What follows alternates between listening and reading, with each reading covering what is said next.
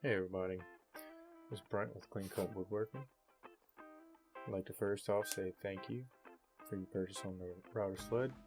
In this video we're going to show you how to get this thing assembled. When you first open the box, what you're going to find is a few different little boxes in there. There's going to be your hardware in one bag, and you'll find some bearings, and in the big box you'll find your rods and your rails.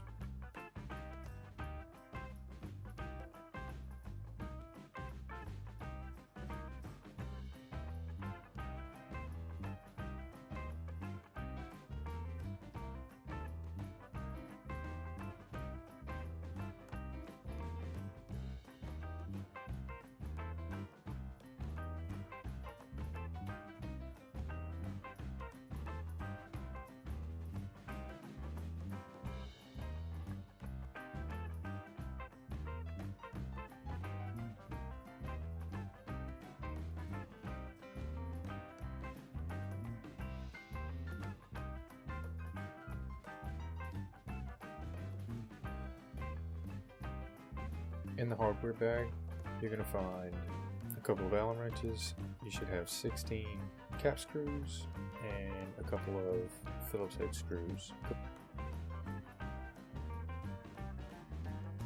ahead and set all that aside. At this time, we're going to go ahead and unwrap the rods and the rails. So when I refer to these, the rails are going to be the ones that are going to be with the screw holes that you can screw down, and the rods, which are actually your crossbars, are going to be the smooth rods that you're going to put into the bearings.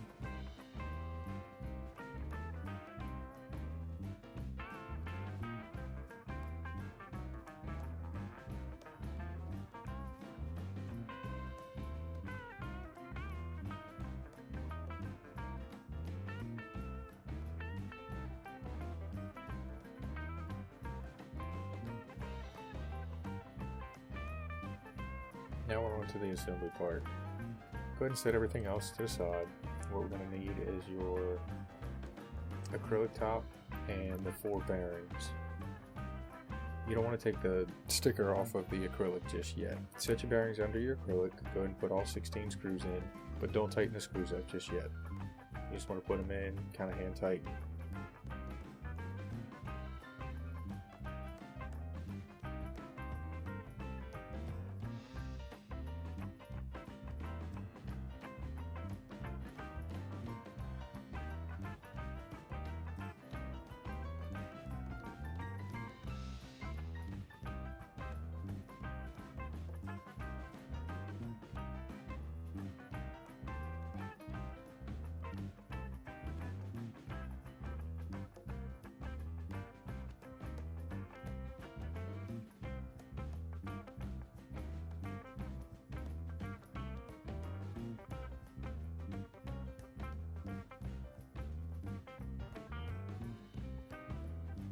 Now what we're going to do is we're going to align these bearings up. Go ahead and take the rods and put them in, one on each side. Now you can go ahead and screw down your screws a little bit more, but again, we're not fully tightening these just yet.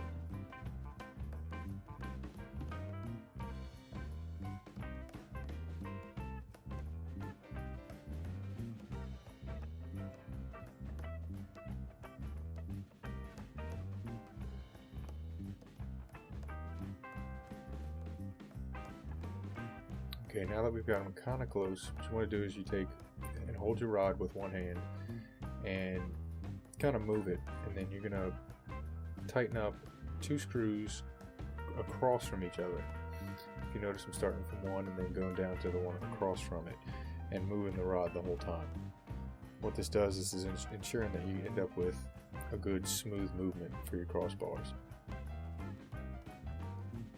As you tighten them, you'll want to tighten them up in an X pattern. So the first 2 that you did on the first set, you'll come back and do the next 2 on the next set, and then you'll go down to the next crossbar and do the exact same process.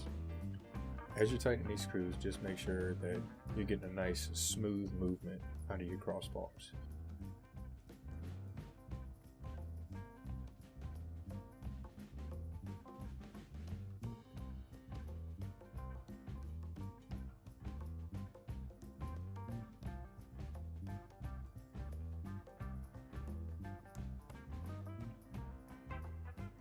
now we can move on to the end blocks.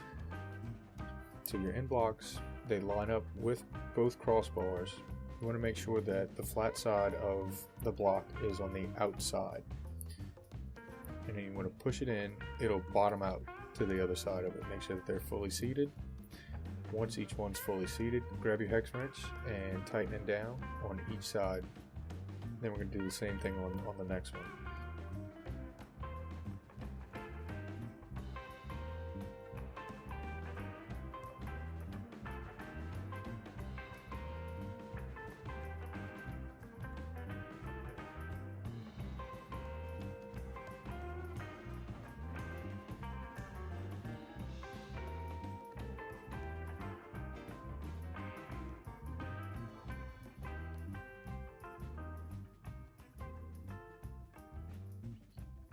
Once your rails are inserted, we'll go ahead and double check, make sure everything's moving properly. You know, side to side for the sled, and then forward and back on your rails themselves. Everything should be nice and smooth. When you go to insert your rails, the rail bearings, they may actually be loose. They may seem like they're loose, but they're loose for a reason.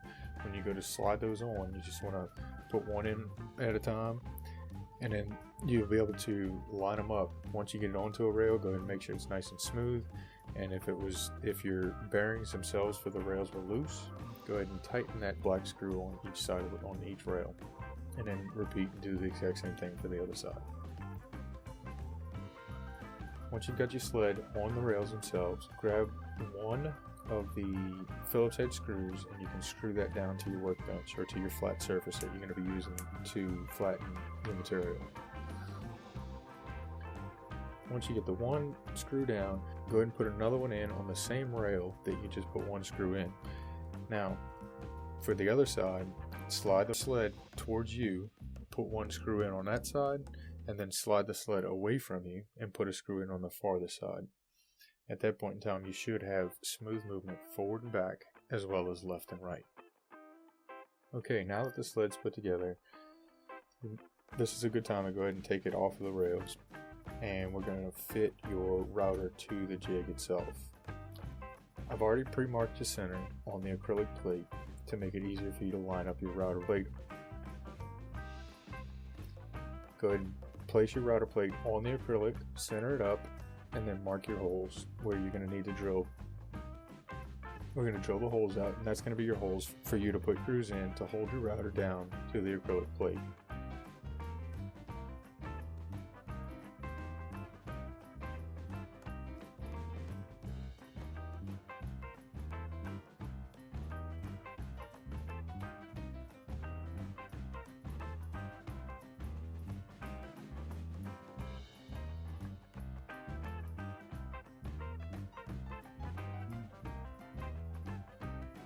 My router's a lot bigger, and I'm pretty sure that most of the larger routers have this option. That's one way of doing it. The other way of doing it, what I ended up doing was drilling holes directly through the plate and having bolts come up from the bottom, and it actually holds the router down via nuts.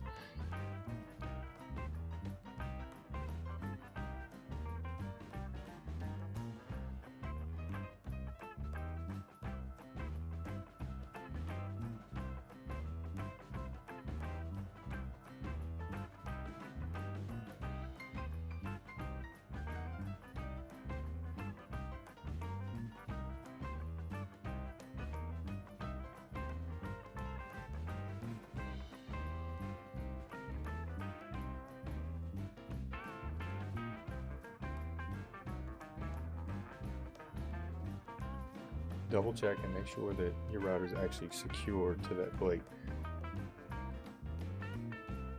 Once you get your router nice and tight on there, you should have full range of movement. Okay, so what I'm going to show you here is the setup that I've got. What I've got is actually a router bit extension. It's a 1/2-inch collet router bit extension. I purchased this from Infinity Tools, and I'll show you the part number here. It's 115070. I'm going to go ahead and leave a link in the descriptions for this. It's a very inexpensive purchase, and it actually helps out a lot whenever it comes to getting a lot more reach out of your router. I'm also going to leave a link in the description for the router bit that I use. Mine is an Amana bit. I like it because it uses the carbide tips, and you can rotate them if they get chipped. Once everything's nice and tight, you're pretty much set. This is the time when you can go and enjoy your jig. Now we're going to show you how to break it down. So breaking it down and storing it away, this is a huge plus with this unit, is it takes up hardly any footprint in the shop. That way you can store it away, put it wherever you need, and it's out of the way. So just go ahead and slide the sled off of the rails themselves. Take your screws out of the rails. Then you can take your rails, set them together, flat sides together, put a zip tie through 2 of the holes, and that keeps them together. What I usually do is take my router off of the sled itself, and then I'll have the rails and the sled, and I'll just set them off in the corner of the shop somewhere, and it's pretty much it. Again, thank you for your purchase. I hope you enjoy your router sled, and I hope you enjoy it. And if you have any questions or concerns, please feel free to get in touch with me.